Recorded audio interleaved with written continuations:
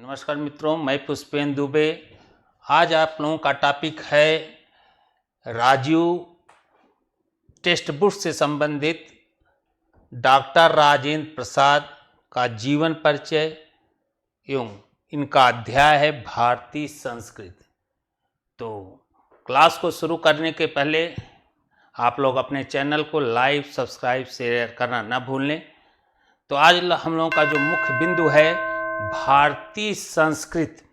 लेकिन भारतीय संस्कृति के संदर्भ में जानने के पूर्व एक महत्वपूर्ण लेखक जो आपके इस परीक्षा की दृष्टि से बहुत ही बेहद आपके लिए काफ़ी ही महत्ता रखता है, जैसा कि आप देख रहे होंगे बार बार यह परीक्षाओं में पूछा जा रहा है।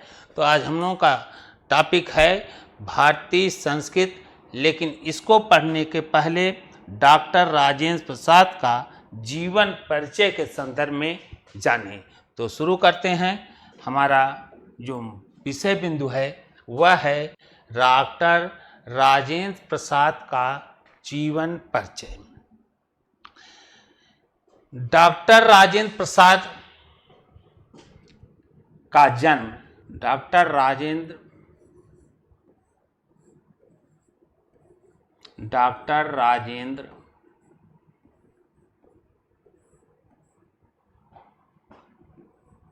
प्रसाद डॉक्टर राजेंद्र प्रसाद का जन्म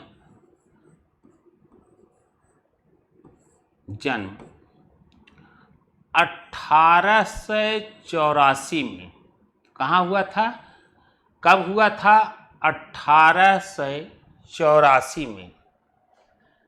1884 में बिहार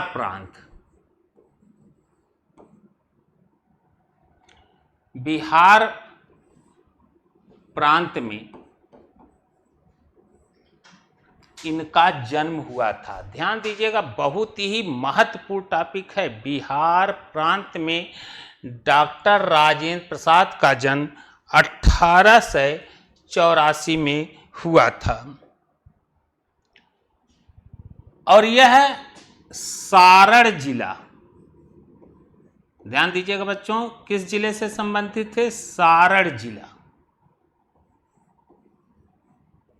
सारण जिले के थे। सारण इनका जिला था सारण, जो वर्तमान में सीवान जनपद के नाम से जाना जाता है। सारण जिला यह वर्तमान में, याद रखिएगा, इस सारण जिले का वर्तमान नाम सीवान जनपद में कहाँ हुआ था? सीवान जनपद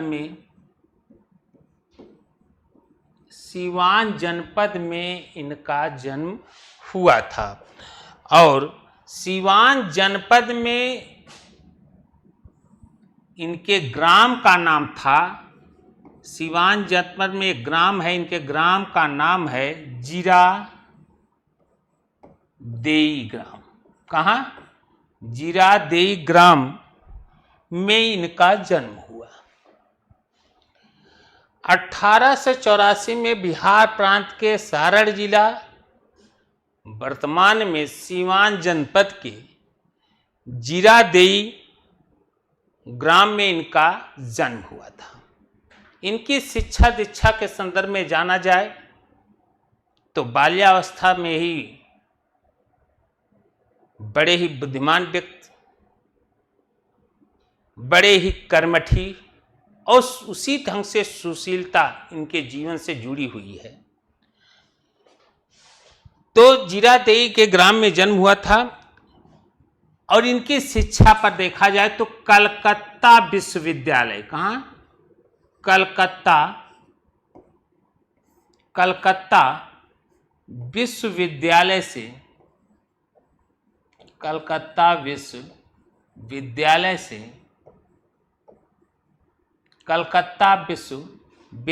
से इन्होंने एमए की डिग्री प्राप्त की, एमए पास की। कहाँ से? कलकत्ता विश्वविद्यालय से इन्होंने एमए की परीक्षा उत्तीर्ण की। और देखा जाए तो कलकत्ता प्रेसिडेंसी कॉलेज से, कहाँ, कलकत्ता प्रेसिडेंसी कॉलेज से, कलकत्ता प्रेसिडेंसी कॉलेज से, कलकत्ता प्रेसिडेंसी कॉलेज से आपने एलएलएम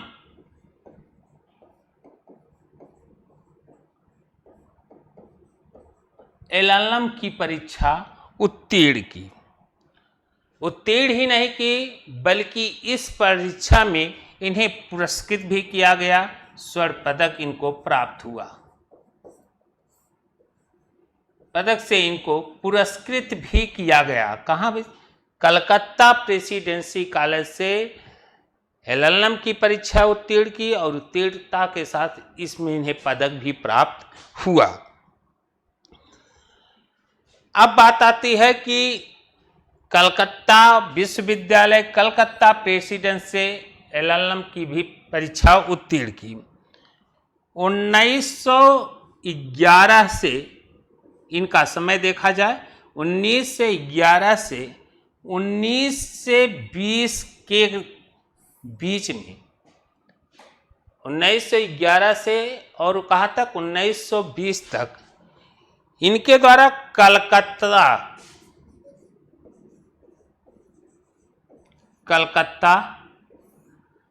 और पटना,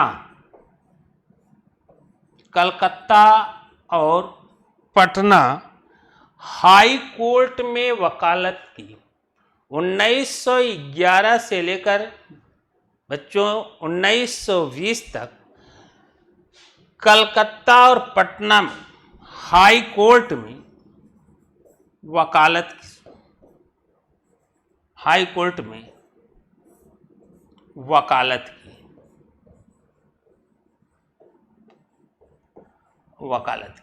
कलकत्ता और पटना के हाई कोर्टों में वकालत प्रारंभ की।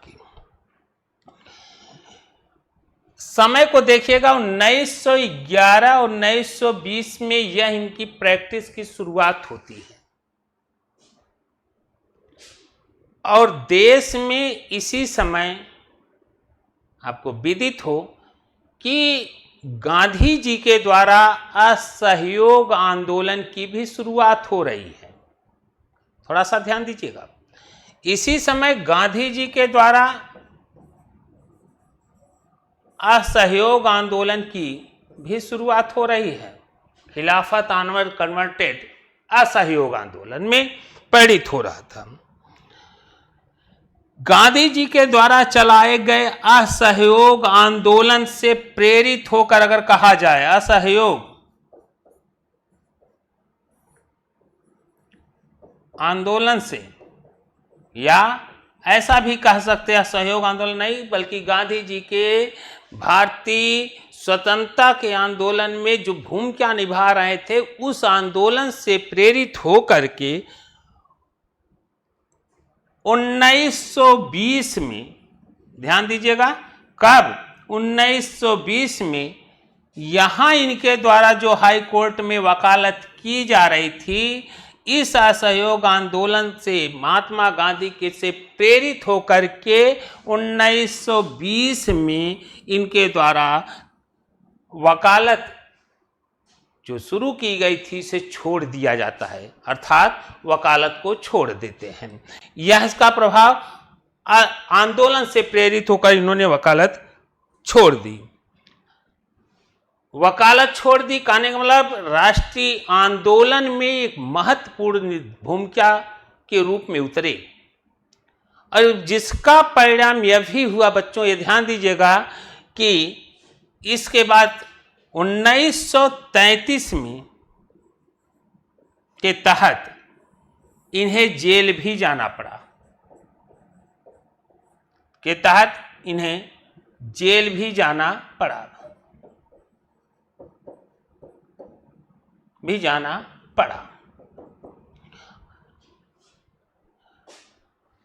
असहयोग आंदोलन से प्रेरित होकर के वकालत छोड़ी। वकालत के बाद उसमें सक्रिय भूमिका निभाए, जिसका परिणाम रहा कि उन्हें कहाँ जाना पड़ा, जेल में भी जाना पड़ा। और इसी जेल के दौरान जब 1933 में महात्मा गांधी जेल गए, तो इसी जेल के दौरान उन्होंने अपनी उस जेल में आत्मकथा लिखी। कौन? डॉक्टर राजेंद्र प्रसाद 1933 में जेल के जाने के उपरांत जेल में उन्होंने अपनी आत्मकथा लिखनी प्रारंभ की, लिखना शुरू किया। और 1934 में उनका राजनीतिक सफर देखें। 1934 में के तहत 1934 में डॉक्टर राजेंद्र प्रसाद जी को डॉक्टर राजेंद्र प्रसाद जी को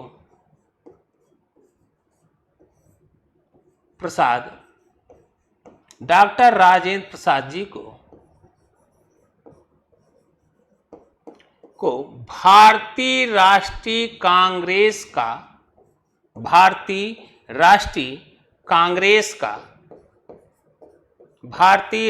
कांग्रेस का अध्यक्ष बनाया गया।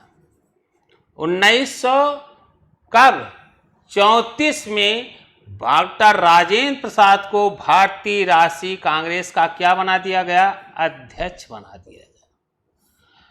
और इसके बाद भारतीय राष्ट्रीय कांग्रेस की अध्यक्षता उन्होंने 3 बार की। ये भी इनको ध्यान देना, कितनी बार किया?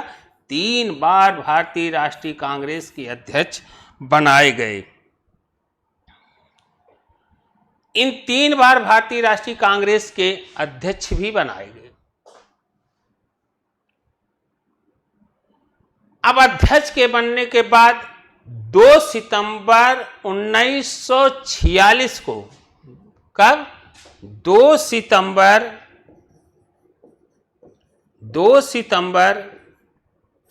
1946 को नेहरू के मंत्रिमंडल में कृषि एवं खाद्य मंत्री के पद को भी सुशोभित किया।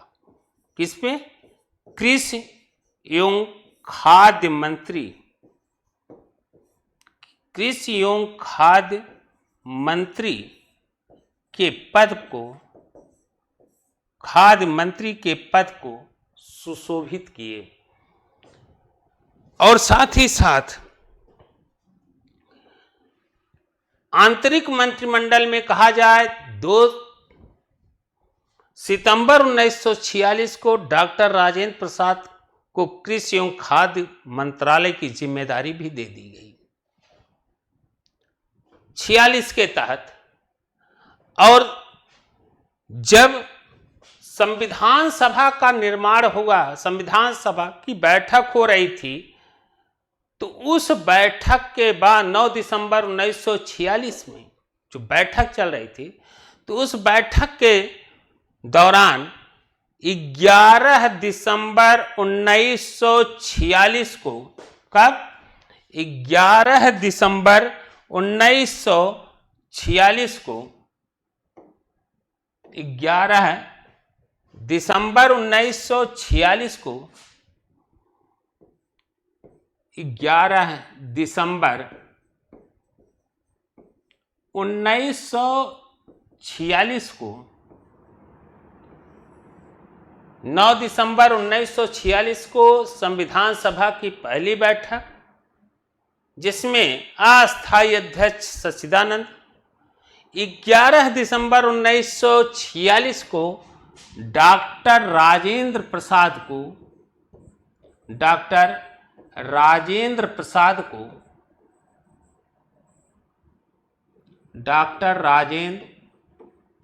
को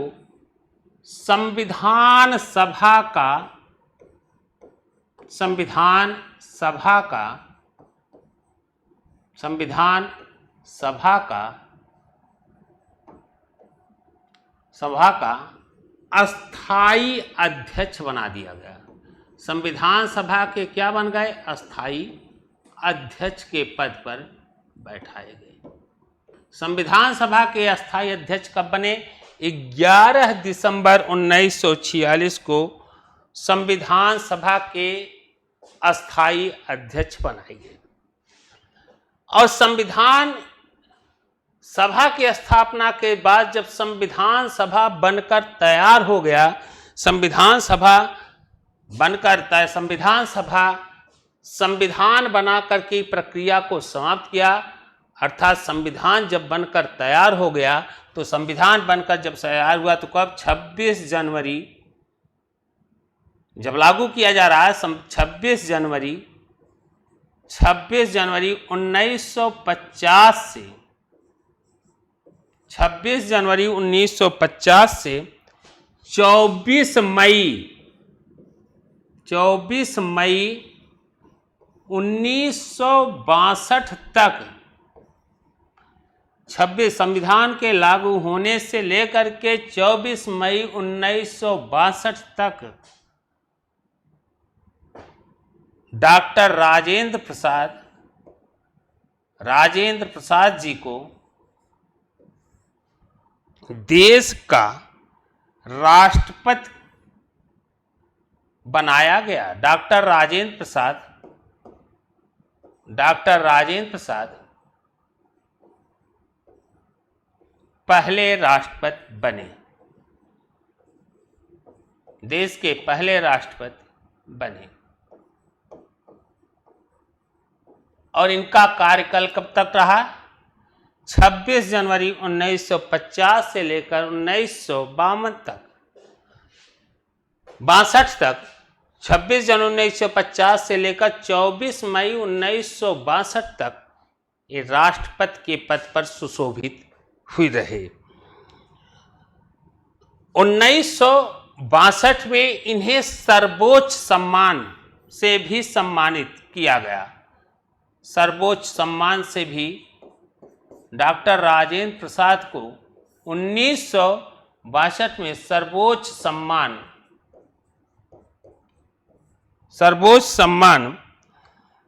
से सम्मानित किया गया। सर्वोच्च नागरिक सम्मान से सम्मानित किया गया। कब? 1962 में सर्वोच्च नागरिक सम्मान से सम्मानित किया गया। सर्वोच्च नागरिक सम्मान भारत रत्न से सम्मानित किया गया 1962 में। 1962 में सर्वोच्च नागरिक सम्मान भारत रत्न से सम्मानित भी किए गए। 1963 में सदाकत आश्रम, बहुत ही महत्वपूर्ण प्रश्न है। सदाकत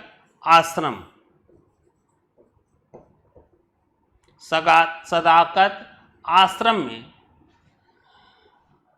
जो पटना में है, सदाकत आश्रम कहाँ है? पटना में। इनकी मृत्यु हो जाती है।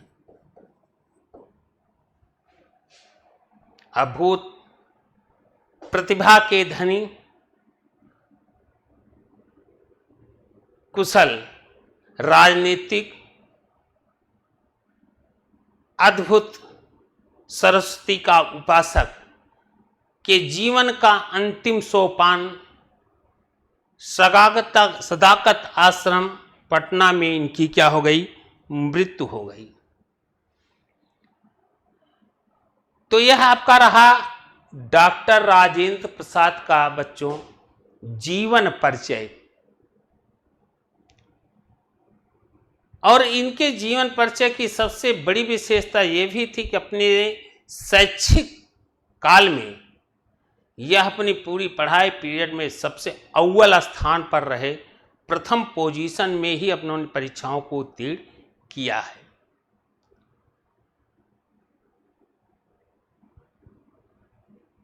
इनका जो आज का मुख्य विषय हम लोगों का जो टॉपिक पढ़ना है वह है भारतीय संस्कृति। भारतीय संस्कृति पर शुरू करने के पहले भारतीय संस्कृति के इनका जो मूल टॉपिक है, इस विषय बिंदु पर जो विचार दिए गए हैं वह भाषण के माध्यम और उसी भाषण के अंश का माध्यम इनको इस टॉपिक का महत्व रखा गया है भारतीय। और इसका आज का विषय बिंदु हम लोगों का जो पढ़ना है कक्षा 10 का जो राजेंद्र प्रसाद की महत्वपूर्ण टॉपिक है वह क्या है, वह है भारतीय संस्कृत। भारतीय संस्कृत पर हम लोगों को विचार करना है। भारतीय संस्कृत पर डॉक्टर राजेंद्र प्रसाद का जो लेख भारतीय संस्कृत,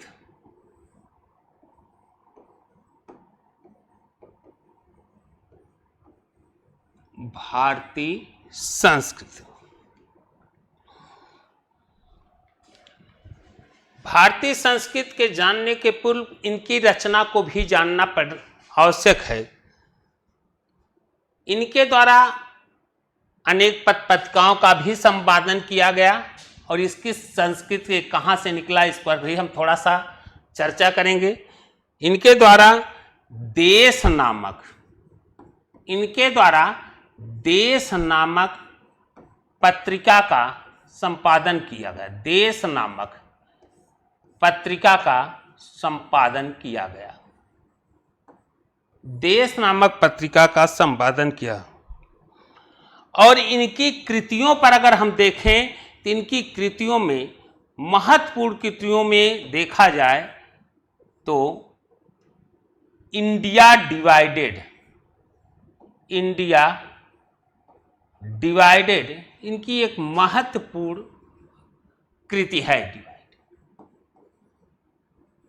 इंडिया डिवाइडेड इनकी एक महत्वपूर्ण कृति है। इसके साथ साथ इनके द्वारा और भी किया गया सत्याग्रह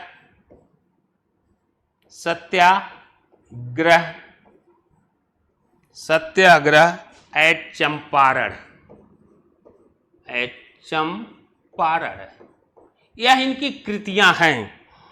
भारतीय शिक्षा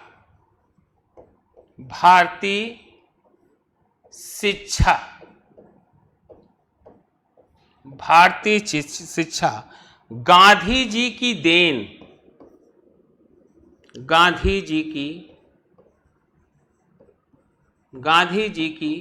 देन, शिक्षा और संस्कृत, शिक्षा और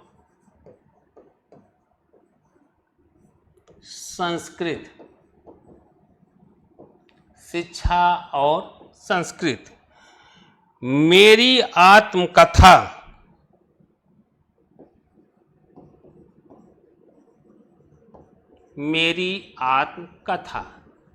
यह इनकी महत्वपूर्ण तिथियां हैं। अब राजेंद्र प्रसाद द्वारा प्रस्तुत जो पाठ है वह है क्या, भारतीय संस्कृत। और यह भारतीय संस्कृत जो पाठ हम लोगों को पढ़ना है यह इनके द्वारा दिए गए एक भाषण का अंश है। इनके द्वारा यह भारतीय संस्कृत जो पाठ हम लोगों को देखना है, पढ़ना है, यह डॉक्टर राजेंद्र प्रसाद के भाषण का एक अंश है। इनके द्वारा दिए गए भाषण का क्या है, एक अंश है, जो 15 मार्च 1951 में अपने भाषण के दौरान दिया था। कब? 15 मार्च 1951 में, 15 मार्च 1951 में अपने भाषण के दौरान दिए गए थे, जिसमें बताया गया है कि भारत की विशालता, यहां मुख्य जो बिंदु हम लोगों को पढ़ना है, भारतीय संस्कृति की विविधता, विलक्षणता,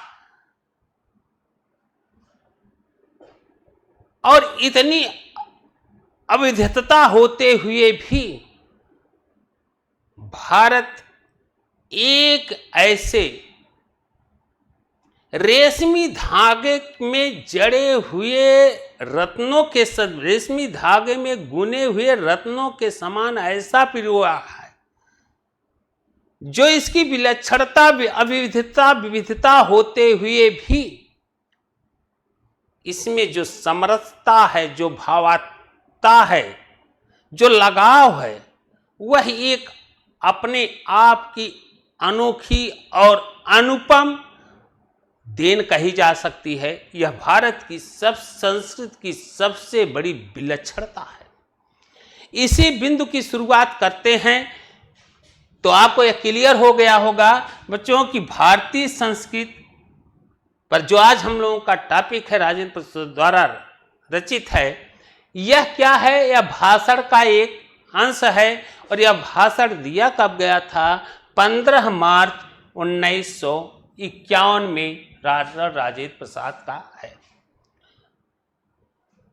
अब हम चलते हैं भारतीय संस्कृति के संदर्भ में जानने का प्रयास करते हैं। इनके इस बिंदु पर इनका क्या सोच था, भारत की संस्कृति पर कितना बढ़िया चित्रण डॉक्टर राजेंद्र के द्वारा किया जा रहा है। वाह, इस अद्भुत विलक्षण क्षमता को देख करके कौन व्यक्ति है, कौन देश है जो इसकी इस अद्भुत विलक्षणता को देख करके आश्चर्यचकित न हो जाए, सोचने पर मजबूर हो जाता है।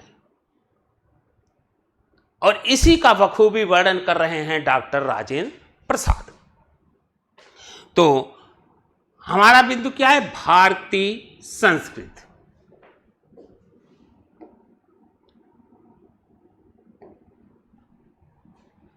भारतीय संस्कृति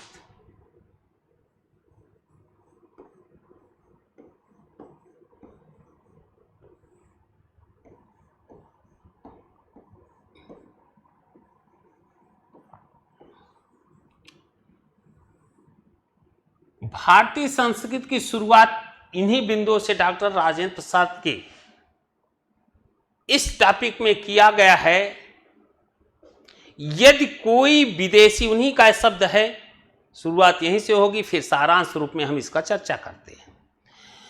कोई भी विदेशी व्यक्ति यदि भारत आ रहा है और पूर्व में भारत के विषय में न जानता हो, यदि कोई विदेशी भी व्यक्ति भारत में आ रहा हो और भारत के विषय में पूर्व से जानकारी न हो, तो भारत की जो विविधता है, जो भारत की विविधता है, उसे वह देख करके कदापि यह नहीं कर सकता कि वह कोई एक देश है। इसकी विविधता को देखकर कोई भी यह नहीं कह सकता कि यह भारत एक देश है, बल्कि निश्चित तौर से बिना किसी दबाव के स्वच्छंद मन से यह बात जरूर कहता है कि भारत देश नहीं बल्कि देशों का समूह है। क्या करा कि भारत देश नहीं है बल्कि देशों का क्या है? समूह है। क्या कि अगर हम भारत के, हम देश और देश के समूह के संदर्भ में ऐसा उन्होंने क्यों कह दिया? ऐसा कहने के पीछे रीजन क्या था कि इसे देश न कह करके देशों का एक समूह कह दिया? तो बड़ा बढ़िया चित्रण करते हुए डॉक्टर राजेंद्र प्रसाद जी कह रहे हैं, और यह विविधता है भी, जो कह रहे हैं वह सत्यता से एकदम रूबरू का हो रहा। भारत की संस्कृति का बिल्कुल उदाहरण दिया जा रहा है कि विविधता है। चाहे प्रकृति की विविधता को ले लीजिए, चाहे भाषा की विविधता को ले लिया जाए, चाहे रहन सहन की विविधता को देख लिया जाए, किसी भी एंगल में देख लिया जाए, तो भारत में इन सब में एक रूपता तो नहीं दिखाई देती। और यह एक रूपता न होने का मूल कारण है, इसकी विविधता है क्या? तो जरा थोड़ा सा चर्चा करते हैं, जिसे राजेंद्र प्रसाद ने अपने शब्दों में व्यक्त करते हुए कहा कि यही विविधता को देख करके विदेशी का कोई ऐसा व्यक्ति जो भारत को न जानता हो, वह सिर्फ यह कहेगा भारत देश नहीं बल्कि देशों का क्या है? समूह है। इसकी प्राकृतिक विषमता पर राजेंद्र प्रसाद जी के द्वारा वर्णन करते हुए कहा जा रहा है कि प्राकृतिक विषमता का जो चित्रण उपस्थित होता है भारत के संदर्भ में, प्राकृतिक विषमता जो हमें दिखाई देती, जो इसका चित्रण होते हुए दिखाई दे रहा, प्राकृतिक विषमता जो आ रही, अगर भारत के उत्तर पर देखा जाए तो हिमालय के शीतलहरों से, हिमालय की चोटियों से, बर्फों से, पर्वतों से ढका हुआ देश,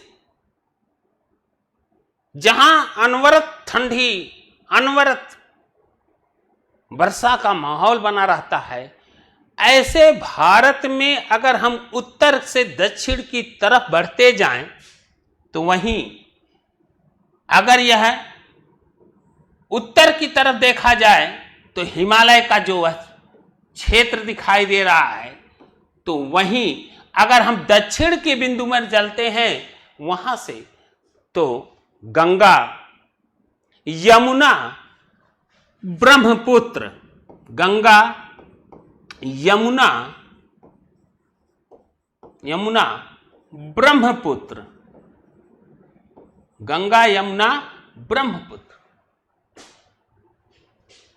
इन नदियों को समतल तराई कहा जाए। गंगा, यमुना, ब्रह्मपुत्र के मैदानी भागों से जैसे जैसे हम दक्षिण की तरफ बढ़ते जाते हैं, नीलगिरि, अन्नामलाई, अरावली पर्वत, विंध्याचल पर्वत आदि प्रकृति की विषमताओं के होते हुए इतनी प्रकृति विषमता है, और यह विषमता यहीं तक नहीं रुका है। डॉक्टर राजेंद्र प्रसाद ने फिर कहा कि अगर यह उत्तर से दक्षिण का यह विषमता दिखाई दे रहा है बच्चों, तो पूरब से पश्चिम की जो विषमता है यह भी बड़ा ही अच्छा चित्रण करते हुए कह रहे हैं। प्रकृति विषमता में देखा जाए असम में जहां बरसात की पूरी माहौल बनी रहती, बरसातों का एक झुंड दिखाई देता है, वहीं भारत का कुछ क्षेत्र है जो वर्षा विहीन के रूप में है, वर्षाएं बिल्कुल ही कम होती है। अगर असम की बात को देखा जाए तो असम में जहां वर्षा लगभग 300 से 400 कितना तक, असम में अगर हम देखें, असम के बरसात पर हम देखा जाए, असम में अगर 300 इंच वर्षा मिलेगी, कितनी, 300 इंच अगर वर्षा मिल रही है, 300 इंच अगर वर्षा मिल रही है, तो वहीं पर जैसलमेर का अगर हम देखा जाए, यह भारत की संस्कृति पर लिखा जा रहा है, जैसलमेर की अगर हम तुलना करें तो जैसलमेर की तप्त भूमि में, जैसलमेर की तप्त भूमि पर जहां सालों साल भी 2-4 इंच भी वर्षा नहीं होती, 2-4 इंच भी वर्षा होना मुश्किल हो जाता है, 2-4 इंच भी यहां पर वर्षा नहीं होती। एक तरफ देखा जाए पूरब में असम में 300 इंच वर्षा हो रही है, यह प्राकृतिक विविधता की चर्चा हम कर रहे हैं। वहीं जैसलमेर जैसे तप्त भूमि में 2-4 इंच भी वर्षा सालों साल नहीं होती। साथ ही साथ यह प्रकृति की विषमता जो दिखाई दे रही है यहीं तक नहीं रुकी है। कोई ऐसा अन्न नहीं है, जो दुनिया में कोई भी ऐसा अन्न नहीं है जो भारत की भूमि पर ना होता हो, कोई भी ऐसा अन्न नहीं है जो भारत में ना उत्पन्न होता हो, जो भारत में ना हो। कोई भी ऐसी भूमि नहीं है, अन्न नहीं जो भारत में उत्पन्न ना हो, और कोई ऐसा अन्न ही नहीं। अगर फल पर कहा जाए, यह विविधता दिखाई दे रहा है, अगर कोई ऐसा फल भी नहीं है जो भारत की सरजमी पर ना होता हो, कोई ऐसा अन्न, फल, खनिज पदार्थ, जिसे भी अब देखें खनिज पदार्थ, दुनिया का कोई भी खनिज पदार्थ चाहे कम या ज्यादा के रूप में भले हो, लेकिन ऐसा नहीं है कि यहां इस धरती के पास ना हो। ऐसा कोई वृक्ष या जानवर नहीं हुए, कोई ऐसा वृक्ष, किसी ऐसे जानवर का भी नाम ले लीजिए जो आप यह नहीं कह सकते कि भारत में न हो, और कोई ऐसी भाषा नहीं है जो भारत में न बोली जाती। भाषा की बात है, और बोलियों में तो पता नहीं कितनी बोलियां भारत में बोली जाती हैं। भारत में अगर देखा जाए तो मुख्य भाषाएं तो जितनी देश की प्रमुख भाषाएं वो भारत के अंतर्गत हैं, लेकिन बोलियों की तो गिनती ही नहीं की जा सकती। और इसी संदर्भ में एक मशहूर, बहुत ही मशहूर कहावत है और पूरी तरह से भारत की संस्कृति के संदर्भ में रूबरू कराती है। वह संस्कृत है क्या, वह शायर है ने शायर जो लिखा वह क्या है, वह भारत की पूरी भारतीय संस्कृति को दो पंक्तियों में कह देता है। वह है कि कोस कोस पर बदले पानी। क्या कहा? एक शायर ने कहा कि कोस कोस पर बदले, भारत की विविधता है, यह भारत की संस्कृति की अद्भुत लक्षण है। क्या है कि कोस कोस पर बदले पानी और चार कोस पर बानी। बानी माने बाड़ी। कोस कोस पर बदले पानी और चार कोस पर बानी। यह दो पंक्ति पूरे भारतीय संस्कृति की भाषा, खनिज, जानवर, दुनिया में जो भी है वह भारत की सरजमी पर जरूर है। यह भारत का एक अद्भुत मिश्रण दिखाई देता है, एक अद्भुतता दिखाई देती है। अगर यहाँ की बोलियों की बात की जाए तो यहाँ की बोलियां गिनी ही नहीं जा सकती। इन विविधताओं को देखकर कोई भी व्यक्ति क्यों ऐसा ना कहेगा, कोई भी व्यक्ति जो इस भूभाग से अपरिचित होगा जरूर यह कह देगा कि भारत कोई देश नहीं बल्कि क्या है, देशों का समूह है। यहां कोई एक जात नहीं बल्कि अनेक जातियों का समूह है। कोई एक जात नहीं बल्कि एक जातियों का क्या है, समूह है। भारत की संस्कृति के संदर्भ में वर्णन करते हुए कहा जाता है, स्वयं डॉक्टर राजेंद्र प्रसाद ने बड़ा ही अच्छा सुंदर चित्रण किया है कि भारत की संस्कृति की विविधता उस माले, उस रेशमी धागे में गुथे हुए मोतियों के समान है। भारतीय संस्कृति का अवलोकन करते हुए डॉक्टर राजेंद्र प्रसाद ने बड़ा ही अच्छा स्टेटमेंट दिया, अपना उदाहरण से प्रस्तुत कर रहे हैं कि रेशम की धागियों में जड़ा हुआ वह मोतियों का माला है जो स्वयं अपने लिए आकर्षित नहीं होता बल्कि दूसरों के लिए भी आकर्षण का केंद्र बन जाता है। तो रेशमी में धागे में जुड़े हुए माला के समान हैं जिसको पिरोकर एक सुंदर हार तैयार कर दिया जाता है, जो अपनी सुंदरता के संदर्भ में अगर कहा जाए तो सुंदरता को लोगों को मोहता ही नहीं बल्कि दूसरों की सुंदरता से स्वयं भी सुशोभित होता है।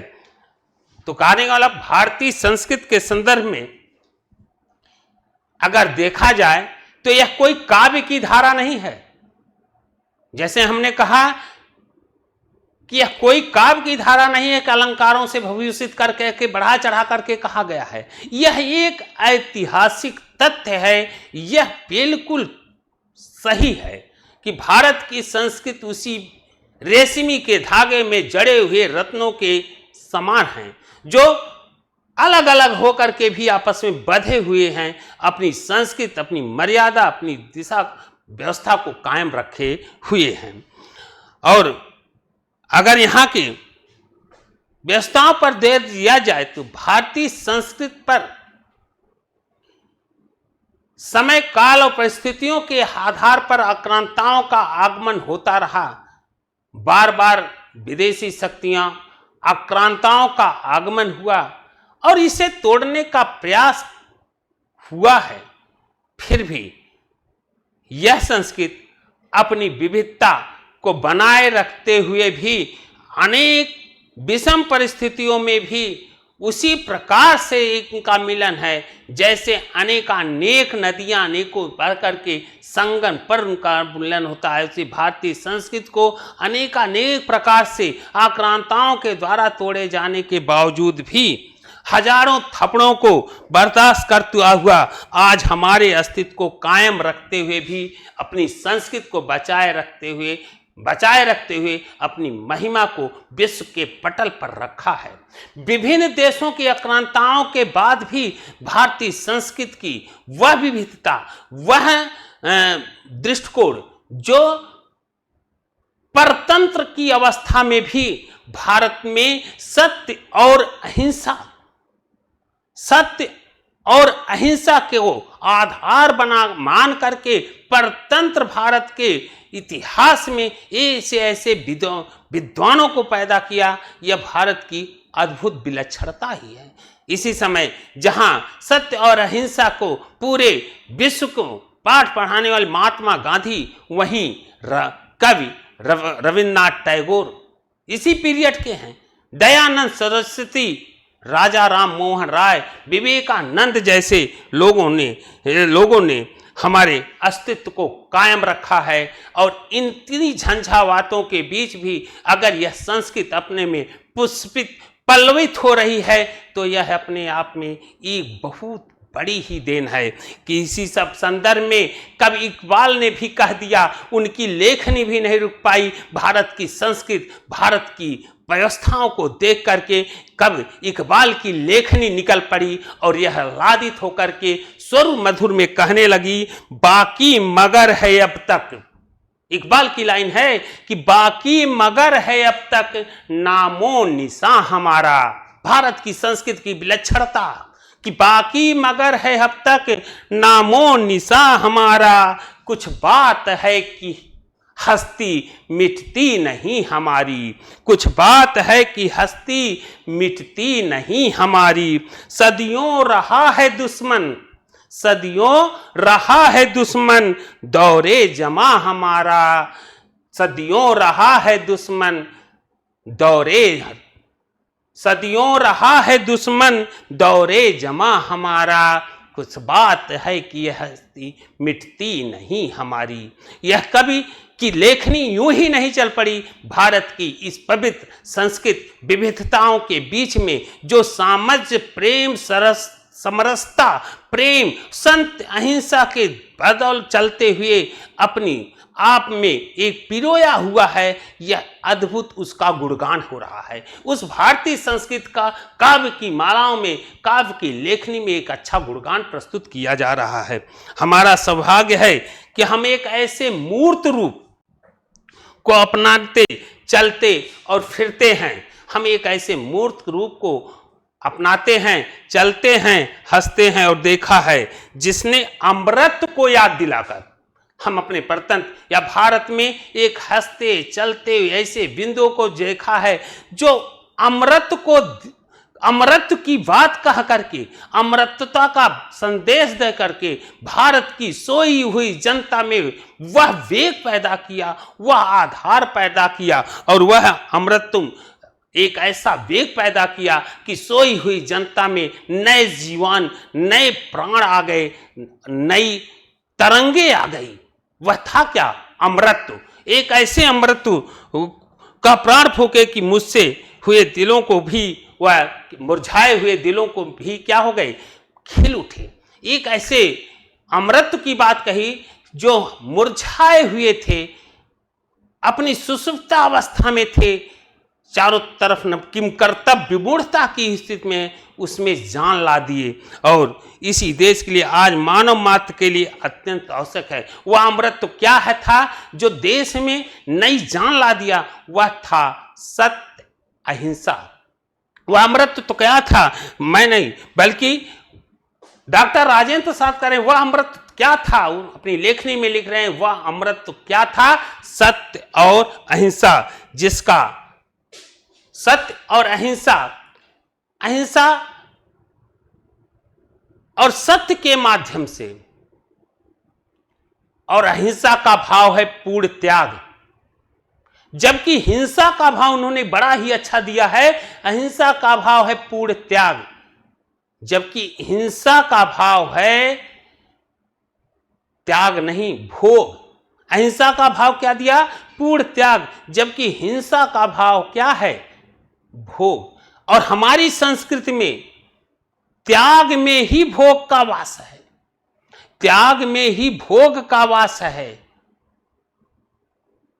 और इस सत्य और अहिंसा के बिंदु से चल करके हमने एक ऐसे भारत का निर्माण किया जो प्रजातंत्र के रूप में जाना जा रहा है। सत्य अहिंसा के मार्ग पर से चलते हुए जहां त्याग से भोग की प्राप्ति हो रही हो, ऐसे एक प्रजातंत्र भारत का निर्माण हुआ। और प्रजातंत्र का आशय है स्वतंत्रता, और स्वतंत्रता का भाव है कि अपने व्यक्तित्व का विकास करना। और व्यक्तित्व के विकास का भाव वहां परिलक्षित हो रहा है कि व्यक्तित्व के विकास में अपने विकास के रास्ते पर चलते हुए लोग अक्सर ये गलतियां हो जाया करती हैं कि हम अपने विकास को देख करके सामने के विकास को अवरुद्ध कर दिया जाता है या रोक दिया जाता है। तब यहां सूत्र आता है कि कैसे बचा जाए, तो यह मात्र है अहिंसा। अहिंसा वह मुख्य बिंदु है कि हम अपने हानि लाभ जो भी है उसका अगर हम विचार अहिंसा के माध्यम से करें, त्याग के माध्यम से करें, तो वह संपूर्ण व्यक्तिगत स्वतंत्रता ना होकर के संपूर्ण समाज की स्वतंत्रता में तब्दील हो जाएगा। विकास के पथ पर चलने के लिए व्यक्तिगत विचार से ज्यादा जरूरी है सामूहिक विकास। और सामूहिक विकास का परिमाप तभी होगा जब हम सभी लोग मिल करके एक इकाई के रूप में बिना किसी को बाधा पहुंचाए और बिना किसी बाधा पहुंचाए स्वतंत्र रूप से अपने विकास को करें, जिसमें हम बिना बाधा पहुंचाए विकास करें। तो वह तभी हो सकता है जब उसमें अहिंसा के दर्शन, अहिंसा के भाव को में तब्दील होगा। तब यह विकास अनवरत चलने वाली और यह संस्कृति भारतीय संस्कृति के अंतर्गत दिखाई देता है। और रही बात व्यक्ति और समाज के बीच में विकास को लेकर के विरोध होता ही रहता है और एक दूसरे की उन्नति के लिए दूसरे का बाधक भी होते हैं। अगर आज विज्ञान और प्रौद्योगिकी के क्षेत्रों में देखा जाए तो आज विज्ञान अपने चरम बिंदु पर पहुंचा हुआ है, विकास के इस पायदान पर मनुष्य पहुंचा हुआ है कि अपने विकास को पहुंचाते पहुंचाते ऐसे बिंदु पर, लेकिन विकास में भी अपनी संस्कृति, अपनी मर्यादा, अपने व्यक्तित्व का एक मूल्य होता है। और वह मूल्य है क्या है? अहिंसा।